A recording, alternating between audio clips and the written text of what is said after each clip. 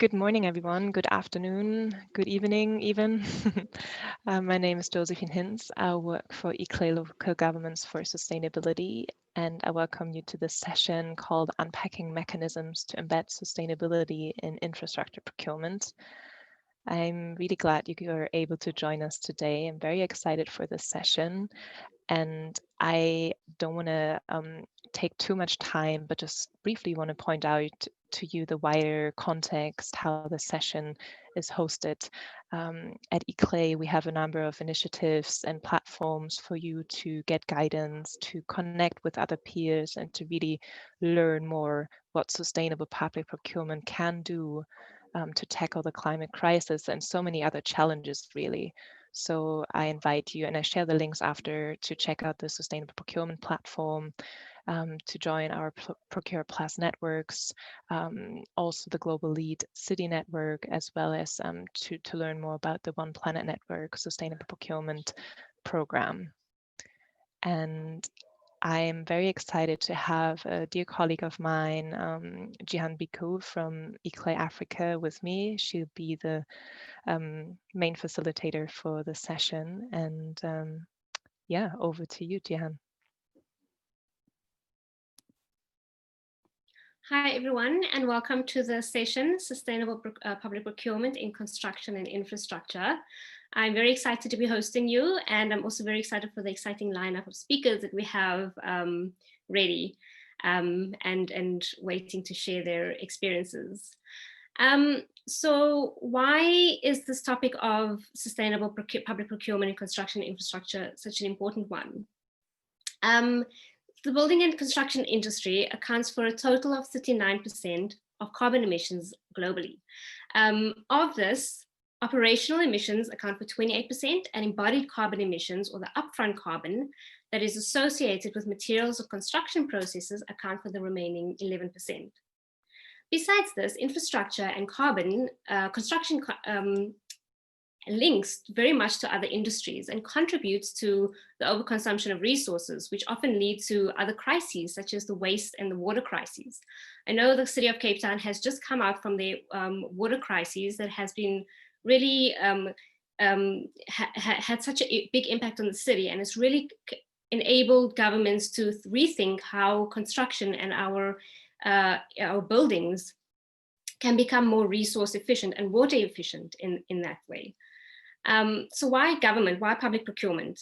Large portions of national budgets are allocated to infrastructure spend.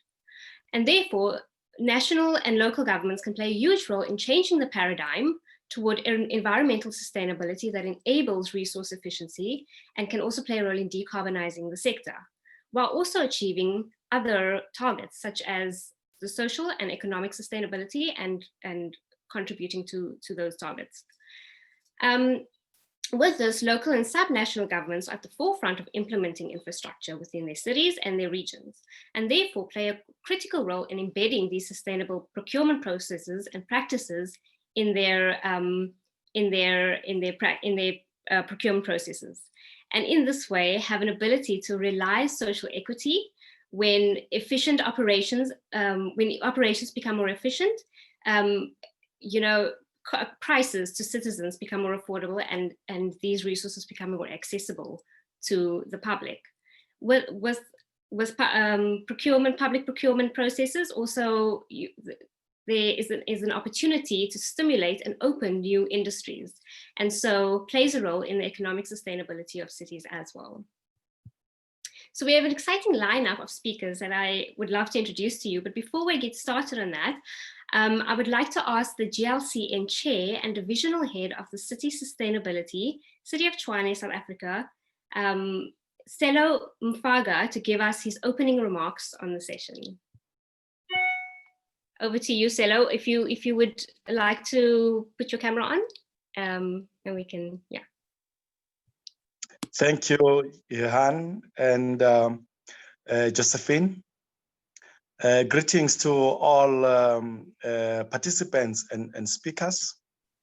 On behalf of the City of Tshwane, which is the current chair of the Global Lead City Network on Sustainable Procurement, I welcome you to this exciting session.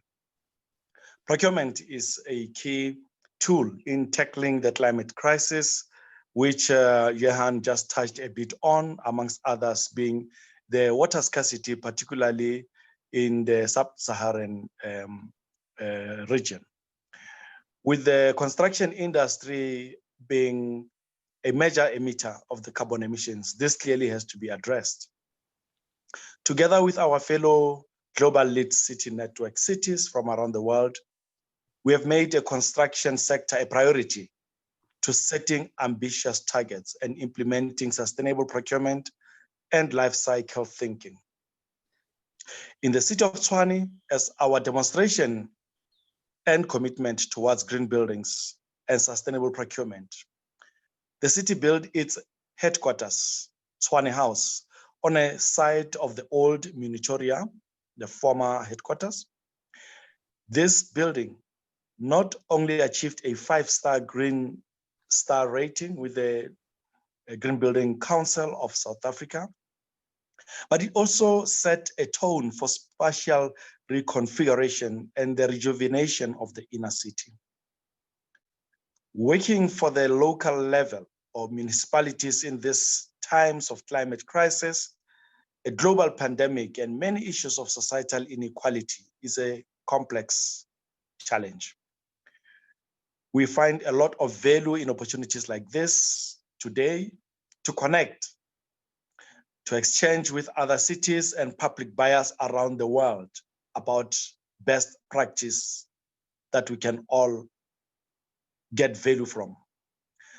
I invite you to get inspired by good practice, to bring daring cities together, and join our community that strongly believes in leveraging procurement as a tool for change. I will now hand over back to Jehan and Josephine to indulge further in the program. Thank you for having me. Thank you, Selo. So now I'd like to introduce some of our speakers. First up, we have Francine van Staden. Francine is an environmental and sustainability management professional with 14 years industry experience across both private and public sector. She's currently within the Directorate of Sustainability of the Western Cape Government's Department of Environmental Affairs and Development Planning, and she's responsible for the sustainability integration, including environmental implementation planning, state of environment, tackling the reporting and mainstreaming of sustainable development through flagship projects such as the Smart Procurement Program. And she'll be taking us through the approaches to this program later on. Our second presenter is Evan Barth, and he's the Deputy Director of Property Acquisitions, and he's also based within the Western Cape Government Department of Transport and Public Works, specifically within the property sector. He has experience in managing immovable asset information pertaining to the province's 6,000 plus property portfolio, which equates to about 36 billion rand, and in order to ensure that the effective and efficient use of these properties. He also has experience in property investment and development analysis, maintaining aspects of immovable asset registers, and advising on acquisition, disposal, hiring, and letting of provincial property payments, facilities management, and property valuation. He holds a BSc in property studies from the University of Cape Town, and with specific focus on commerce and law, as well as engineering and construction. Edwin unfortunately couldn't make it with us today, but he has shared a pre-recorded contribution that will take us some of the projects that has been done in the Western Cape. Kaisa Rita Koskinen works as a project director for the Carbon Neutral Helsinki program, and she specializes in energy efficiency and energy management, and has almost 20 years of energy and environmental policy experience in the industrial, NGO, and government sectors. Prior to her role, Ms. Koskinen worked as a councillor for the Finnish Energy Authority, and she was a member state representative of the EU's Eco-Design Committee representing Finland, and was also a chair for Finland's IEC Committee for Environmental Issues. Our second last speaker is Michiel Krielaard. He's a senior advisor for resource efficiency for the Dutch Ministry for Infrastructure and Waste Management. And Michiel is an expert on circular design and procurement. And our last speaker for today is also a pre-recorded contribution and is from Maria Celeste Lemos. She deals with environmental policy and strategy in the Directorate of the Environmental Protection Agency. And she's joining us from the city of Buenos Aires, Argentina. So before we get started on our session, I would like to ask, we would like to do a bit of a poll to get your opinions and understanding. So can we get the next slide, Josephine? Oh, so the next poll. Why does sustainable public procurement matter in the context of the climate crisis and post-COVID recovery agendas? So we have 4 options. Public buyers can achieve both carbon reductions and save money. That's one option. The recovery agenda is an opportunity to make sustainable buying choices the norm. SPP as an approach is a suitable vehicle. Our third option is through SPP, we can support small business as well as the uptake of climate-friendly products and services. And the last one is that it does not matter. If you would like to add some of your thoughts and reflections, please do add it to the chat and we can touch on that. I see the polls coming in. I'll give you guys a few minutes. Please do add your comments to the chat as well. And while we are calculating the progress on the poll, I would also like to invite you to ask our speakers questions. We will address them as we go along, as well as in the last 20 minutes of the session.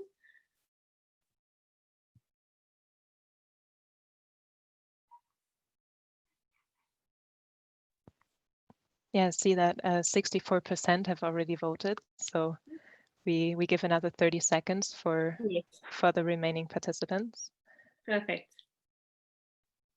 And of course, feel free to also introduce yourselves in the chat. And if you have valuable materials that you want to share with everyone, you can share links and all of that.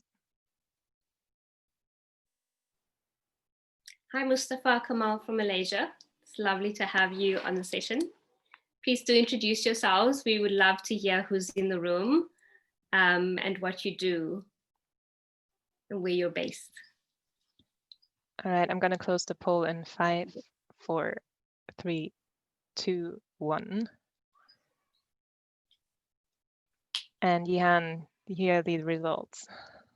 Great. So 35% of you said that public buyers can achieve both carbon reductions and save money. 24% of you mentioned that the recovery agenda is an opportunity to make sustainable buying choices the norm, and sustainability, SPP being a key critical vehicle. And 41% of you said through SPP, we can support small business, as well as the uptake of climate-friendly products and services. And 0% said it does not matter. Thanks for that. Okay. So with that, we will go to Francini. She will give us the first presentation. Francini, if you would like to put your camera on and share your screen with us. Good morning, Jahan, and everyone else in the room. Lovely to have you here. Thank you so much for the introduction and the opportunity now to share with you some specifics on the Western Cape's journey on smart procurement. So for the Western Cape government, sustainable public procurement started approximately 20 years ago. And in this presentation, I'll give you a bit of a rundown on the journey that we've taken with sustainable procurement, and also why we recognize sustainable public procurement as an effective tool for realizing our economic and social commitments, and then also contributing to reduced greenhouse gas emission targets, ultimately towards the goal of sustainable development. So I'll share some specific perspectives on this also on the Smart Procurement Program, which has taken a specific view on total cost of ownership. And this links critically to the concept of sustainable infrastructure. Also because the concept of total cost of ownership is an important flag to bring us to the realization that the initial purchase price is often a smaller portion of the total life cycle of and infrastructure. So that's a bit that I'll share with you just now.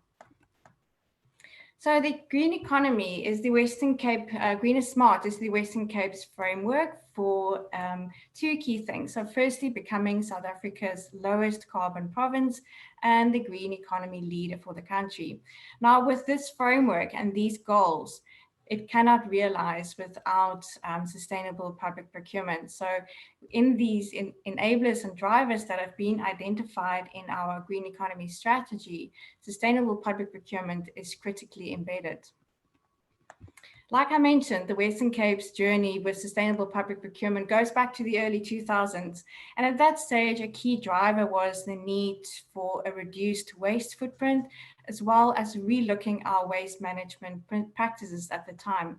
So that framework of needing to relook our practices, the need for sustainable development, and just increasing our overall resource efficiency gave an important platform for establishing sustainable public procurement in the Western Cape as a province. Then in 2011, there was renewed interest in the strategic use of procurement from South Africa's Department of Trade and Industry through the requirements of local content. And that was a key opportunity for the Western Cape to take that and bring it to the basis of a foundation for sustainable procurement, bringing more and better spending to the province to stimulate economic growth. And in 2018, a critical, and here you'll see there's a guidebook that I've linked to you. That was a specific outcome of the work that happened between 2011 and 2017 on performance-based procurement. Following that was the 2018 Cabinet approval of our Western Cape economic procurement policy. And here we had a critical breakthrough in that green procurement is one now of our 5 economic pillars for the province.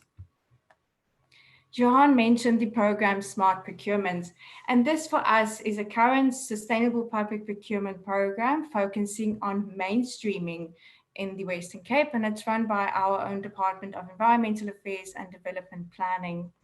Now, it reflects on an infrastructure portfolio and adopts sustainable public procurement as a policy that enables infrastructure that responds to various benefits, for example, emissions reductions, financial and energy efficiency, social development, and so forth.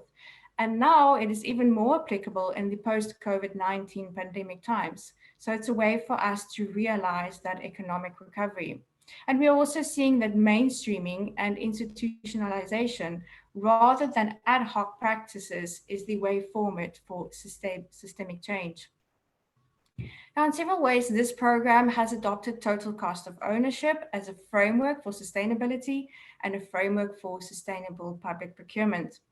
Looking at why it's making sense, it responds to the risk profile of infrastructure, including potential risk failure. And this is becoming increasingly important as we consider climate change for the Western Cape province. We have examples to fall back on. For example, the extreme multi-year drought between 2014 and 2017, followed by severe fires. And that is showing to us that we can no longer separate the economic, the social, and environmental components. Again, in 2020, we had the unfortunate incidents of COVID-19 pandemic, and it's showing for us that we can no longer separate these components of sustainability and in how we adopt that in our public spending. So a question that we are specifically addressing it through this program is how do we implement total cost of ownership in our procurement practices? And here we are following 2 approaches at a strategic level and at a project level. At strategic level, we look at implementing and adopting sustainable public procurement through our policies and environmental implementation plans, whereas at specific project levels, we have several opportunities for total cost of ownership. And that comes from a pre and design phase through procurement, evaluation and bidding, and then also at the end, contract management. So there's multiple opportunities for embedding total cost of ownership in sustainable infrastructure. Now, just bringing you to a few remarks from the learnings of our current Smart Procurement program. Smart Procurement has become a lever for us to prompt a wider uptake of sustainability in infrastructure by functioning as a filtering device for government spending. And we are seeing this we can do this at two levels, like I mentioned, at strategic level and project level. But by combining this, we can create a stronger and improved project pipeline, and that ultimately delivers on sustainable development and sustainable infrastructure. We have successful cases to reflect on.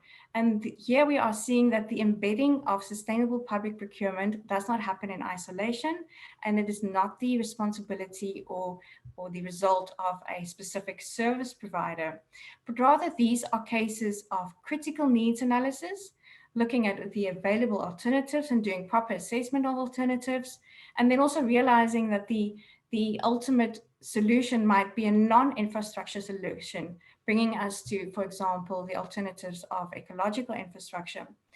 And then strong technical and procurement partnerships, and supported with political support for the lifespan of the project. So these are successful cases that we have seen, and some of the resources shared today include our case studies analysis with these success cases. And then finally, just looking at opportunities. And we have found that there are underutilized opportunities for potential revenue and income streams from municipal infrastructure. And here we have specific opportunities now leading into our post-COVID-19 times and economic recovery, where we can utilize sustainable infrastructure development to bring a stronger focus to localized and job creation and sustained income for our communities. And with that, I hand back over to you, Jahan. Thank you, Francine. That was very insightful. And I think, as we go into the next stage, municipalities have very limited budgets, and understanding the whole cost life cycle of projects, and understanding where, purchase price and operational costs, understanding that process makes so much sense. And I think this is where resource efficiency from a cost perspective makes so much sense for municipalities. Exactly. And yes, so our next speaker is Edwin Barth. Like I've mentioned, he couldn't join us today, but he has shared some videos, and this takes us through how the Western Cape government has retrofitted some of their properties to be more resource efficient. Josephine, if you'd like to share the videos. Good day to all the conference attendees, and thank you so much to the ICLEI for this invitation. My name is Edwin McRae Barth, and I work for the Department of Transport and Public Works. This department is nominated by the Premier of the Western Cape and is responsible for all immovable asset management, in other words, property management. The reason why I am here today is to introduce to you a video that demonstrates the Western Cape government's commitment to effective, efficient, and user-friendly office accommodation. Back in 2012, after having learnt about Her Majesty the Queen's government's State of the Estate report, which showed how its estate was made more effective in terms of cost and resource usage, we as the Western Cape government decided to embark on the same principle. Through being able to measure our performance of our buildings, we are able to monitor and also therefore manage. Through the video, you will see how this department has implemented many strategies and many ideas into its buildings to bring about the amazing results which we have seen in terms of water usage, energy usage, as well as space utilization. I hope this video brings everyone a lot of hope to see that this government is truly committed to making things better for each other together. Please enjoy the video, and I do believe that my contact details will be shared with everyone should there be any questions thereafter. Thank you for this opportunity, and thank you so much for this invitation. I hope everyone goes well. Goodbye. The Western Cape Government's Department of Transport and Public Works is the custodian of the province's immovable property assets. The monitoring and measurement of property performance data is the foundation of responsible asset management. The Property Efficiency Report is now in its 8th year. It showcases the performance of 37 office buildings in the province's portfolio, greater than 1,000 square meters in extent, benchmarked against the private sector. These buildings total approximately 211,000 square meters of space.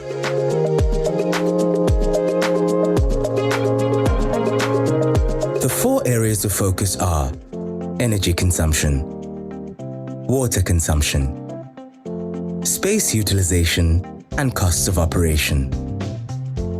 Total electricity consumption increased by 3.4% to 150 kilowatt hours per square meter per annum during the reporting period.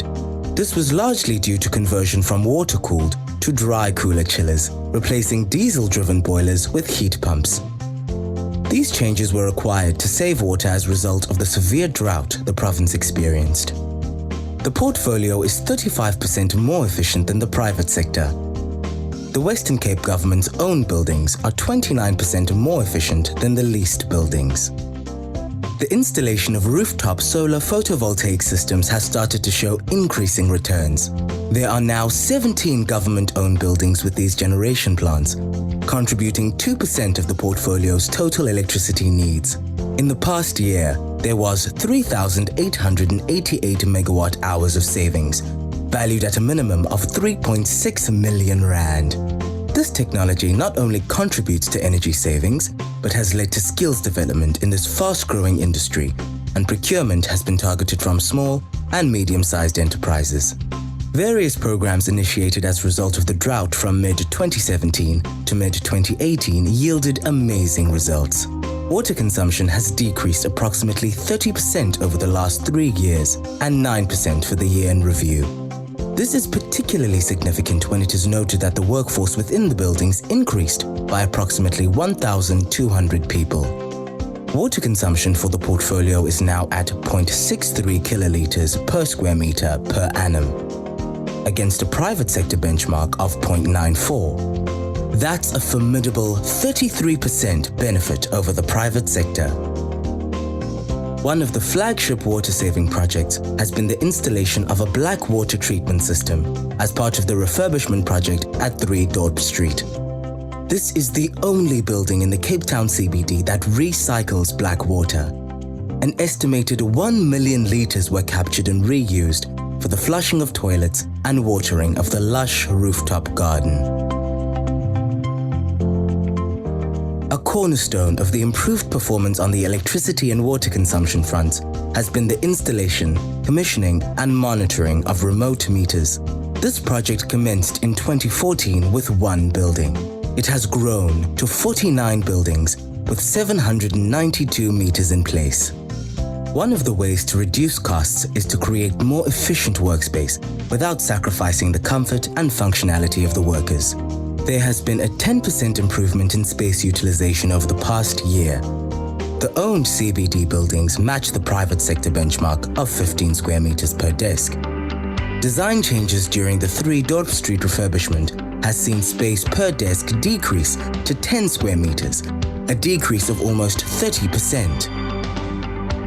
The portfolio's total cost decreased by nearly 19%. The ability to improve efficiencies relies on reliable, comprehensive, and timely information. The various programs initiated over the past few years, complemented by the establishment of resource champions and a committed team approach, has seen real progress in this regard. Much has been achieved in the past 8 years. Watch this space. There's more to come.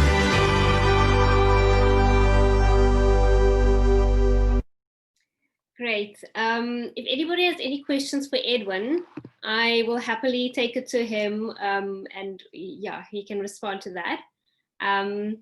So from this, we'll move on to our next speaker, who's Kaisa Rita Koskunen.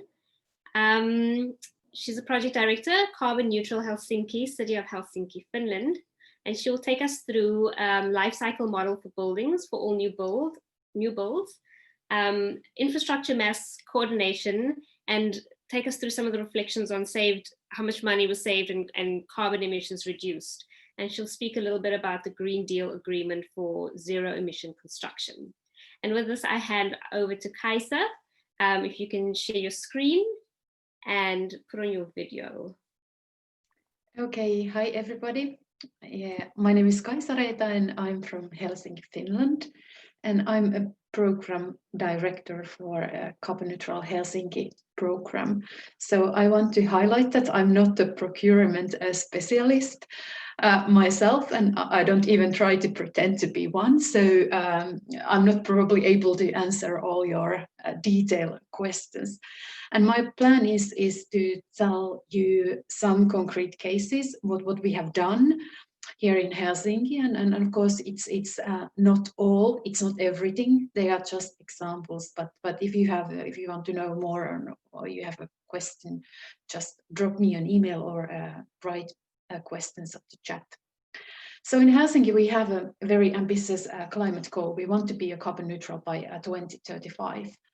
And it's amazingly close, because it's basically only 14 years anymore.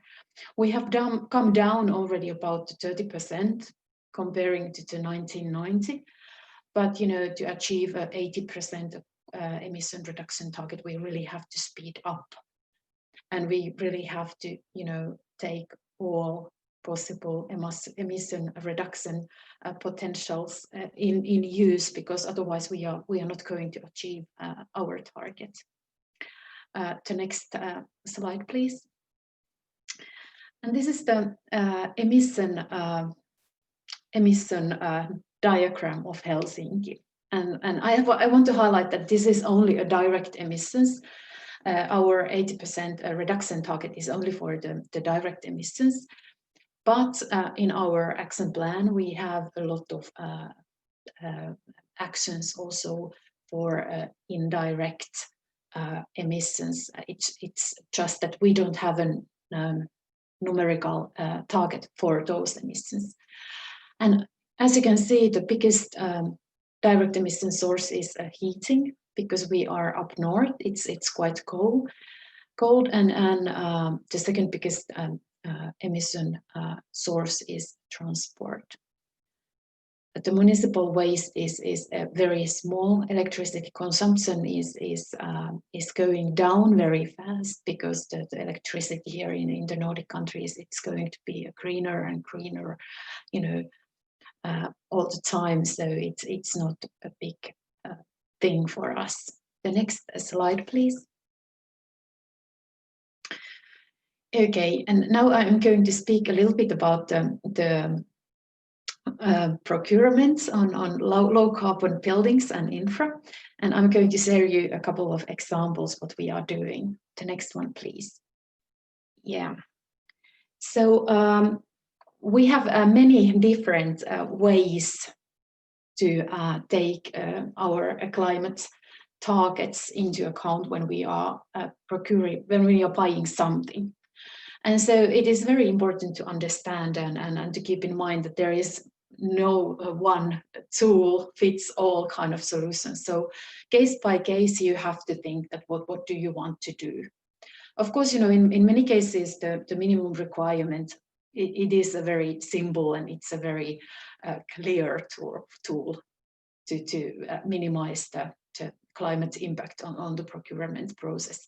And for example, here in Helsinki, we made the decision that all the buildings which the city is going to build, they have to be very energy efficient. And we set the limit, which is based on the EU legislation. There is a EPDD directive in EU.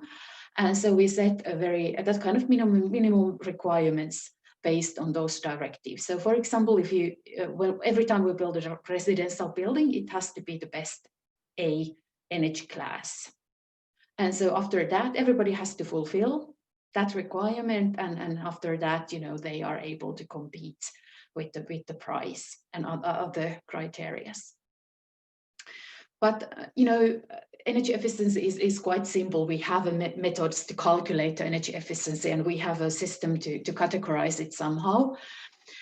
But then there are things which are not so clear. And for example, the life cycle carbon footprint for the buildings or for the constructions, it's not that established yet, I have to say.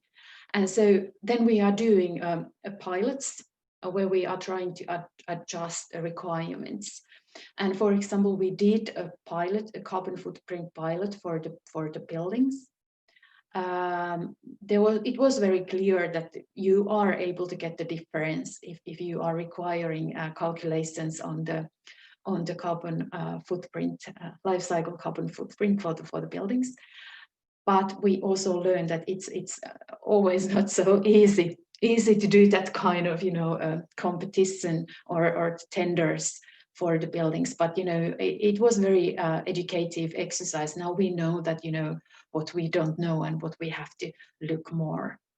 And of course, you know, sometimes when you are doing a pilot, you realize that actually you don't need to calculate, for example, the carbon footprint every time. But when you know that, for example, in buildings, the biggest sources for the carbon footprints, they are the frame, the material of the frame, it's the energy efficiency glass, and it's the primary heating systems, then you are able to set minimum requirements for those things, you know, straight, and you don't need to ask calculations every time.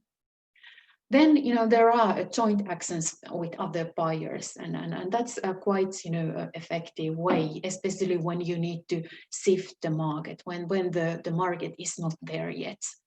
And we did this emission-free construction sites. You know, it's a commitment or the pilot or the program, whatever you like to call it, with other big cities here in the metropole area. And also the government of Finland was part of the deal.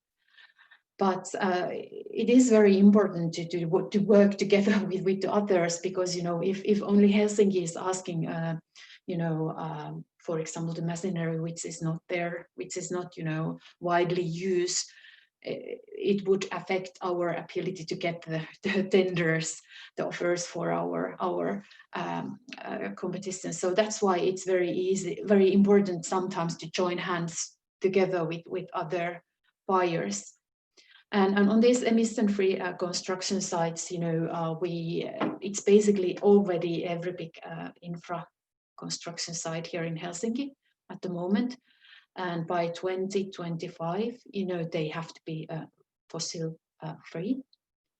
And by 2030, you know, at least half of the machinery, they need to use something else than the biodiesel or diesel. So they have to be electric or biogas or nitrogen, or, you know, something else than the diesel. So we are going there a little by little, and trying to make the construction sites, you know, totally emission free.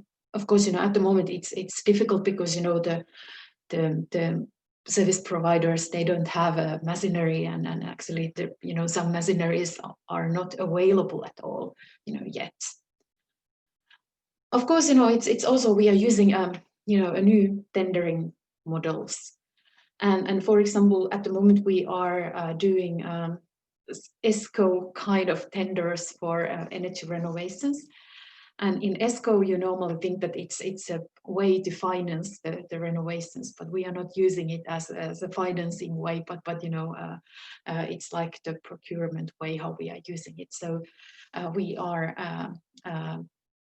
asking service providers to make offers, and when they do the offer, they also have to give a guarantee for the energy savings. So it's a different way to do to make sure that the energy renovations are really, you know, going to reach the targets and really going to be as good as a service provider is promising us. And it seems we don't have kind of very solid results yet. It's quite a new way to do things, but so far it's quite a promising way to do it.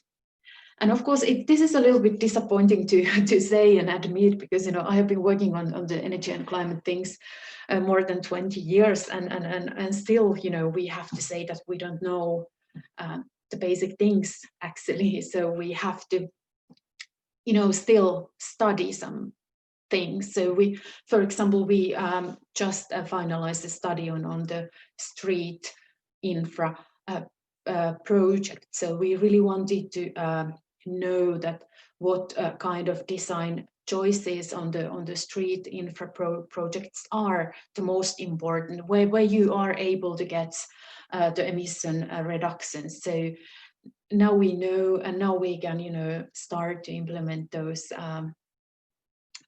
design choices and the manufacturing methods in our tenders. So, but it is still that we are just on the beginning of the road. The next ones, please. Yeah, we have this kind of a life cycle targets. I'm not very sure that what is the correct translation in English, but we have been collecting a minimum criteria for all the life cycle phases in the one document, and this is this document is something for buildings a city owns, and there is everything is collected on the one the same document, which is basically updated regular basis. And so, for example, we have this is unfortunately in Finnish, but this is the base for the renewable energy, and here we, for example, say that when you are building a new building, the primary heating system should be a geothermal or the other heat pump system. And we are, for example, saying that the renewable electricity has to be at least 10% of the energy, the electricity consumption of the buildings. And these kind of requirements, minimum requirements, are collected in one document, and we are also using this as a reporting and a follow-up document at the same time. The next ones, please. Okay, this is just, I wanted to show you this. I already spoke about the emission-free construction sites, but this shows you that it's a very long process to start this kind of pilot. So we did a lot of, preliminary projects and a lot of discussion with the markets, and try to make sure that when we ask something, that the market is really ready to fulfill the requirements. So it is it sounds that just put this kind of requirements on the tendering, it's very easy and you just should do it, but it's not in practice that easy. But could you please show the next one? And here are some, that kind of lessons we have learned so far. And so, as I said, we are learning all the time, and we are not there yet. So this is just that this kind of, a preliminary lesson learned. But it's very important to keep a target in mind. So if we have a very, we have here in Helsinki very ambitious climate target, then all the functions and all the decisions, they have to have a same goal, otherwise we are not going to reach it. So, and it is like that, it should be that kind of,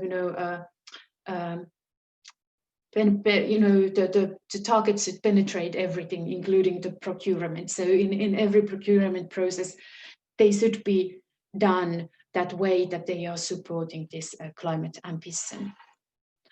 And as I said, we don't know everything yet, but sometimes I have that kind of feeling that, when we don't know the perfect solution, it is a little bit like an excuse for a humankind for non-action. And I think it's not the way how we should do this and handle this. So my advice is to move with what you have. So if we know that the wooden frame for the building is better than the concrete frame, we can start with that. So, we are running out of time, and that's why all kind of that kind of, we don't have time, we don't have a luxus for waiting for the perfect solution. Of course, there is that kind of, that you should know so much that you don't do harm with what you are doing. Different tools are for different needs. So there is not that kind of a silver bullet for procurements. So it's a little bit that kind of, a case-by-case approach what we should take. And as I already explained in the emission-free construction site case, that working with others is really important, and that's why you are able to get the pressure for the market. And then my last but not least lesson learned is that the communication is really important. So you should communicate with the markets, you should communicate with other cities, you should communicate basically with everybody. And it's, very easily we think that we cannot communicate if we don't know everything. But it's better to communicate too early, and it's better to communicate too much than the other way around. So even if we don't know how we do something, it's important for the market to know that what we are planning and what we are thinking. And for example, in the emission-free construction site project, we still don't have that kind of very exact understanding on the cost effects. But when we did this kind of a very extensive markets communication process, we got that kind of feeling, and we got the information from the market. They are able to meet our criteria. So it is super important to communicate with the market and to plan together with them. So because my experience is that many times the market is saying that, okay, that we cannot do, but instead we could do this. And so it is very important to communicate too early and too much. And this is, that kind of, slogan from our mayor, Jan Vapaavuori. He's always saying that the only concrete actions counts, only concrete actions matter. And so the greenhouse gases emissions, they don't decline by writing reports or the criteria or making studies. They only decline by actions. And so that's why we should focus on actions which are really, reducing emissions. And that's the thing, everybody should keep in mind all the time. Thank you from my behalf. Thank you so much for that. Some very important points that you've mentioned there. And I think it really comes down to this needs analysis. What do we need, and what are the different procurement approaches that we can take to the different needs? And I think you've mentioned a few different things. For example, looking at the different tendering models, such as the ESCO model that you've mentioned. Is there a regional approach? Can we partner with other municipalities to come up with a solution? And definitely another thing that you've mentioned is setting targets. What are we measuring ourselves against? So we always know how we're doing. And of course, data and measurement, carbon footprinting, how do we make things more tangible and understand our progress in that? Thank you so much for that, very insightful. Our next speaker is Michiel Krillard. And he will take us a bit through circularity and resource efficiency within the Dutch ministry. Yes, thank you. We're too fast. Hi, good afternoon.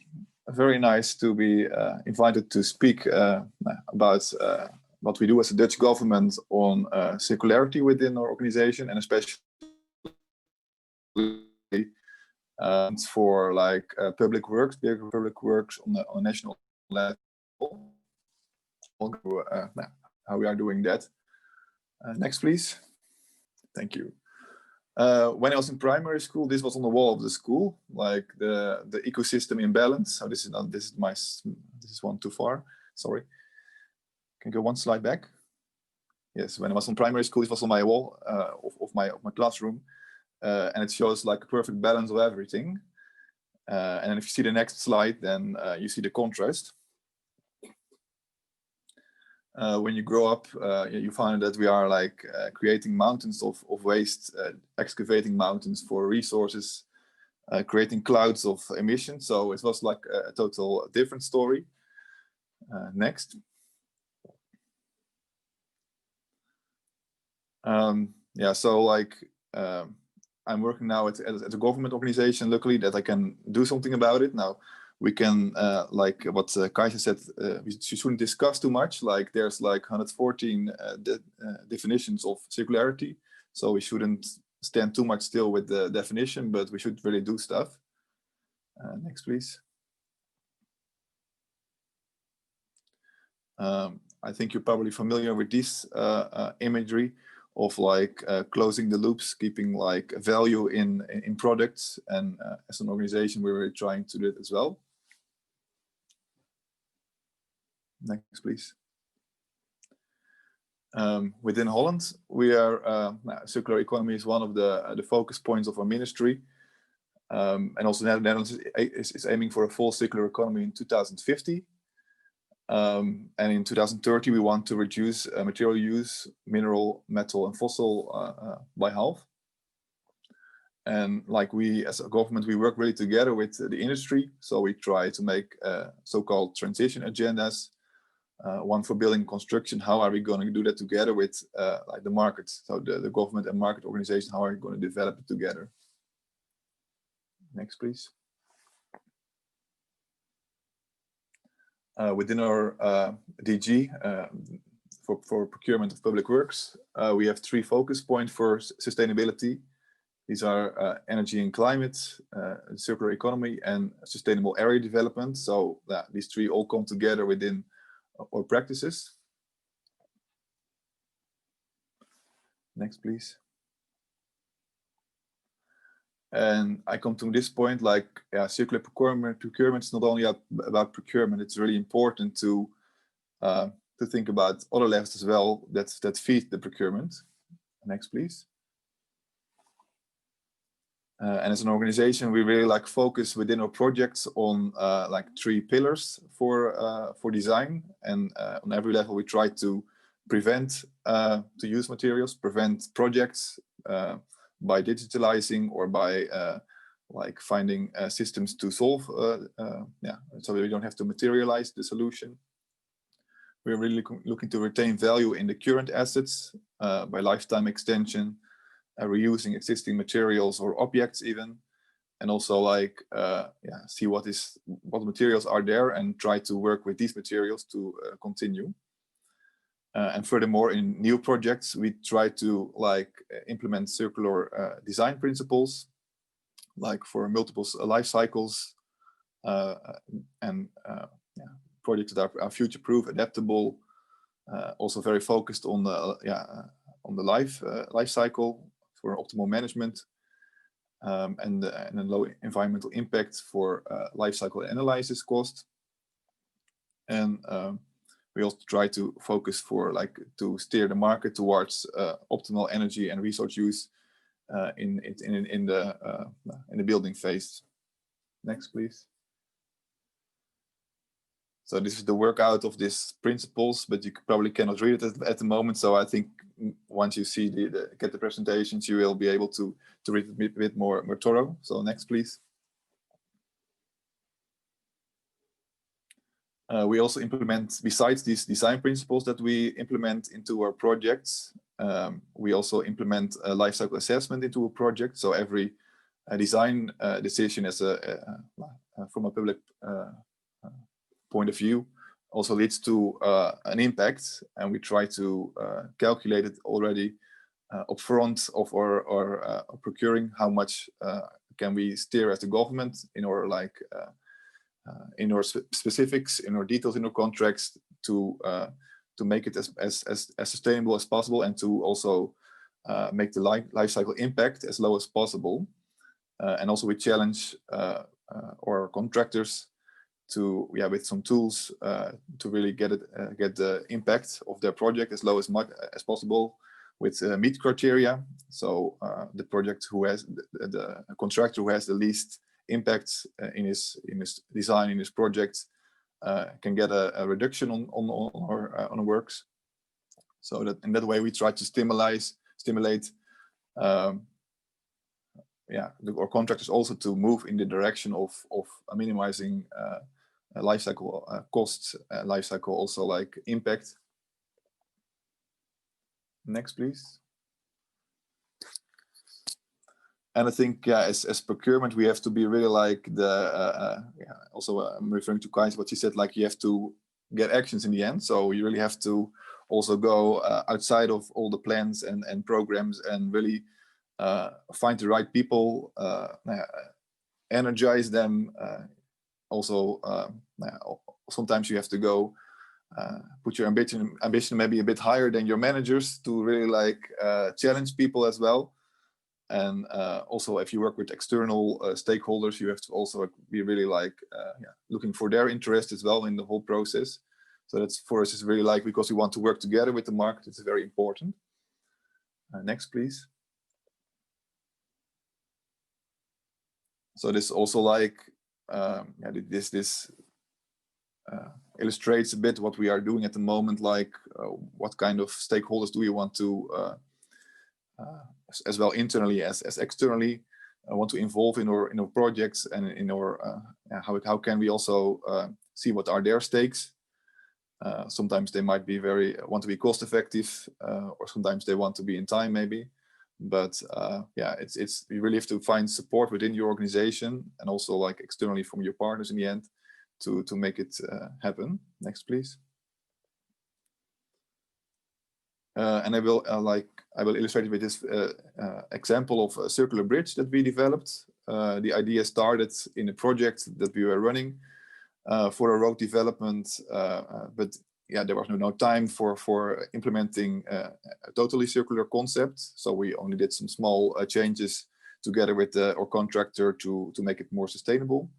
But the idea started there to make a really like circular, adaptable bridge that we could also use in different locations. So we developed together with the market, with the contractor, but also with a concrete producer, and with some like engineering companies. We developed an idea of a circular bridge.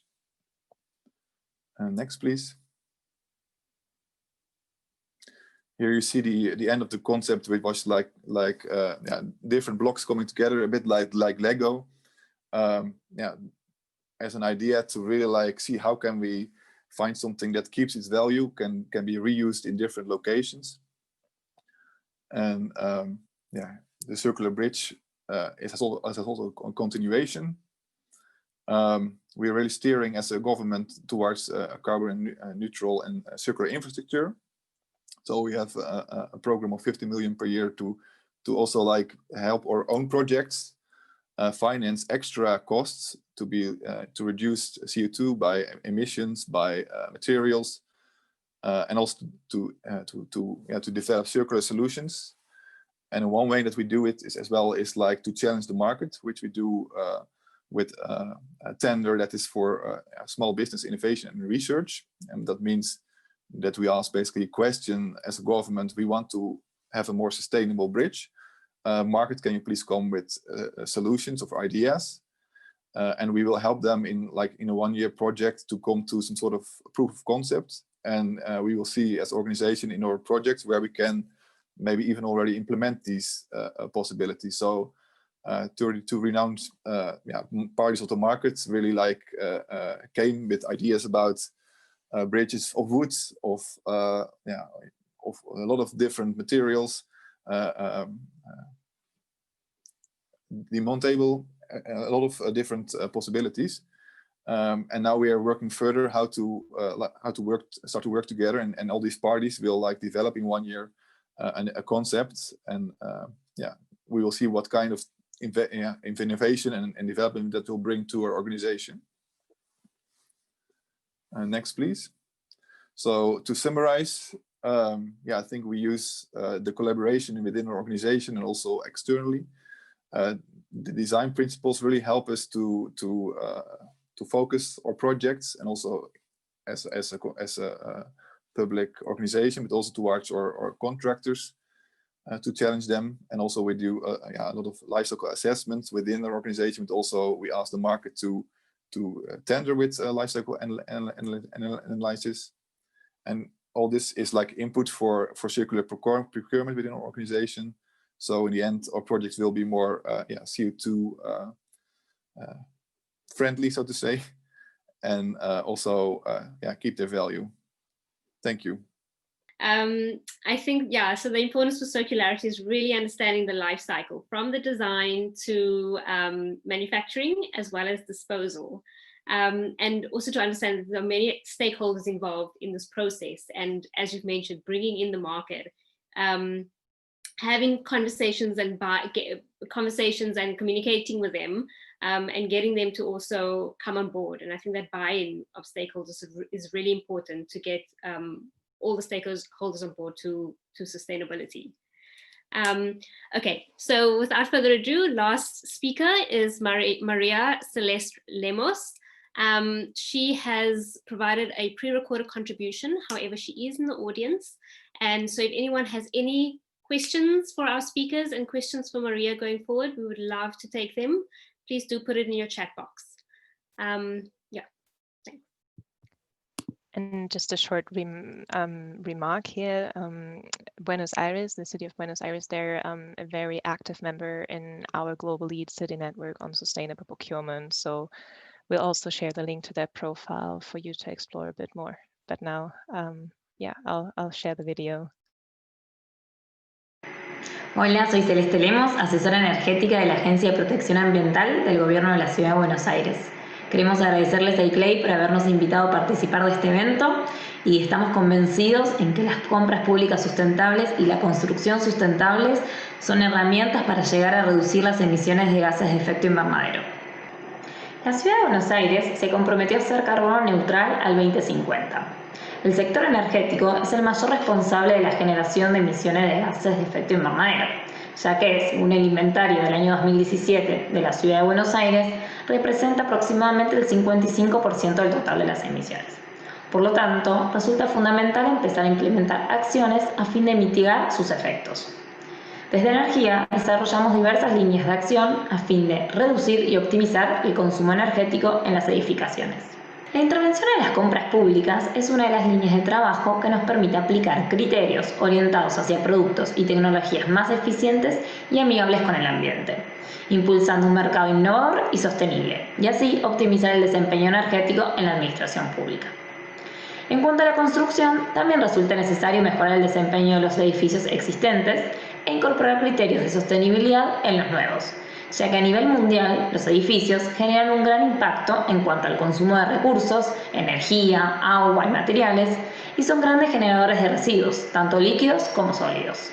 Los beneficios de implementar la construcción sostenible son muchos, entre ellos mejora la salud y el bienestar de las personas, contribuye a la mitigación de las emisiones, genera ahorros energéticos y económicos, permite el desarrollo de energía renovable, optimiza el uso de los recursos, entre otros.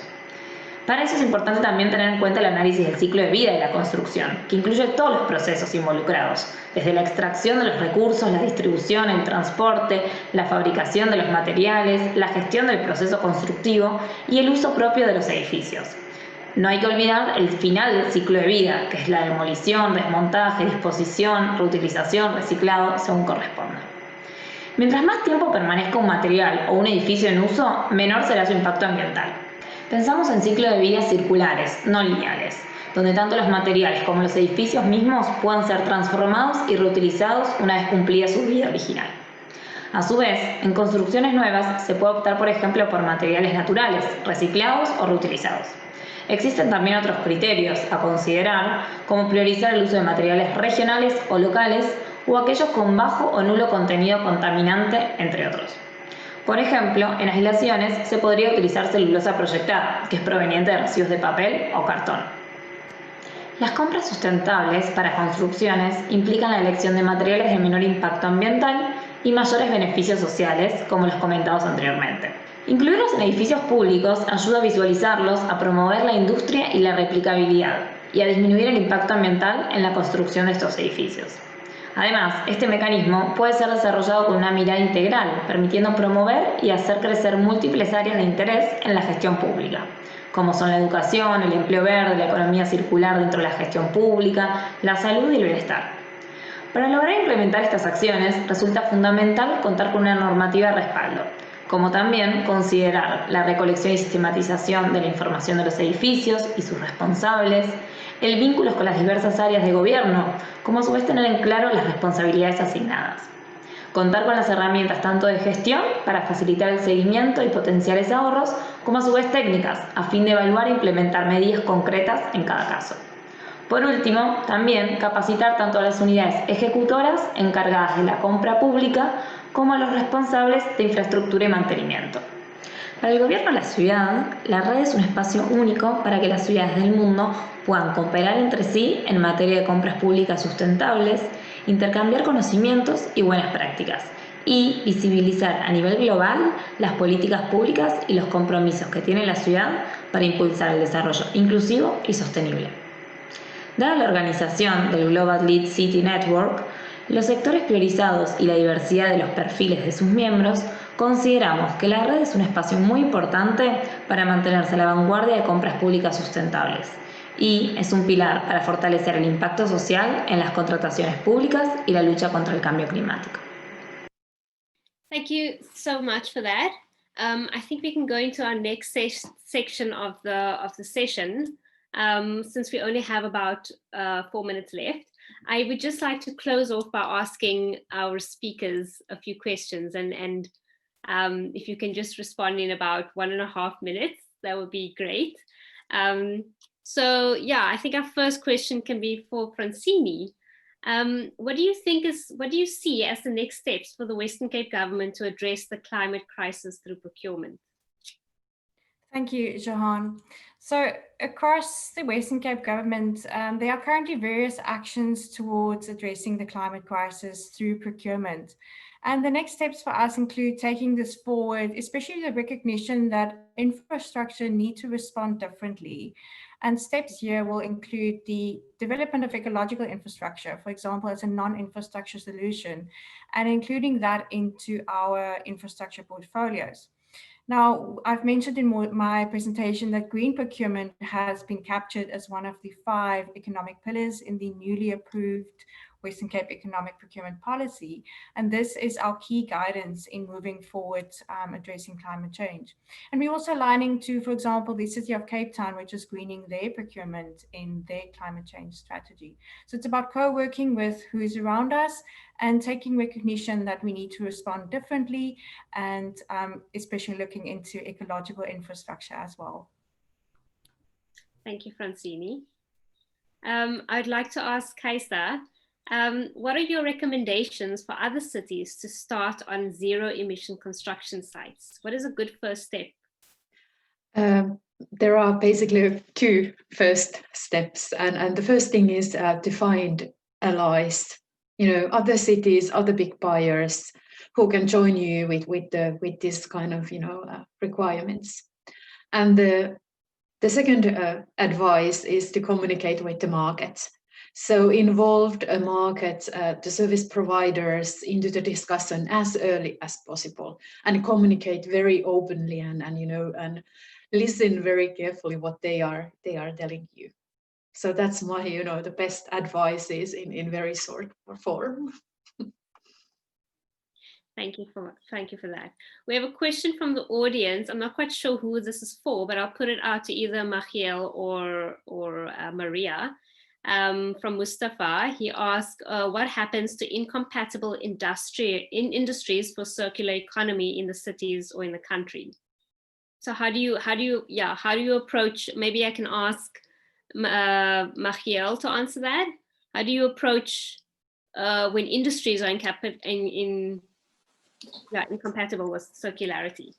Yeah, I think as Holland we have a very soft approach, in the sense of we try to take the industry with us, but in the end we also have to steer towards. So I think it's inevitable that some companies who are not adapting towards new ways of working, more CO2 efficient working, if they don't have it on their agenda, they will be obsolete at some point. So I think it's a slow progress, and we try to have a soft approach, and really like it takes a lot of like sessions, a lot of talking with the industry. But in the end, also the industry has to show that they are also capable of listening to our demands, and we're also like rewarding the industry for it. So it's not that we're asking them to do it for free. So we really like also invest in it, and that in a way that it will take time. But as an organization, we really try to slowly like take the world, and 2030 comes closer very quickly. So slow, but we try to make it as well. Like we try to steer it towards faster and faster. So that's it's going to be a challenging next 10 years. Yeah. Thank you for that. Okay, so we have 2 more questions that came in. Are there any specifics? Maybe I can ask Maria to answer. How do procurement teams measure and monitor the sustainability of supply companies? What metrics and what data feeds? And I think with that also, perhaps how do you, I mean, you've mentioned quite a bit about measurement and understanding progress. So what are some of the systems that you potentially have in place, and what are some of the challenges in data and in monitoring? Yes, we have different monitor systems, like a lot of system with Power BI, and like now we are working with Copenhagen too, with a BMS and EMS system to monitor how is the energy consumption in the public buildings. So I think that there is an important way to reduce consumption, so we can reduce also the emissions that the energy sector is the biggest one that consumes more energy. Thank you. Okay, and I think with that, we do need to close. I will ask my colleague Josephine to take us through to the closing. I would like to thank all of our speakers for their very insightful presentations, and I hope all of you have also learned so much from them. Thank you, Jehan, and a big thank you also from my side for everyone who participated, to all the speakers for also hosting us to Daring Cities. We have one session later at 4 p.m. Central European time focused on food procurement and how to kind of take on the climate crisis and kind of COVID-19 recovery from that perspective. The link is in the chat, and you're very much welcome to join us there as well. And thank you so much, and have a good rest of your day.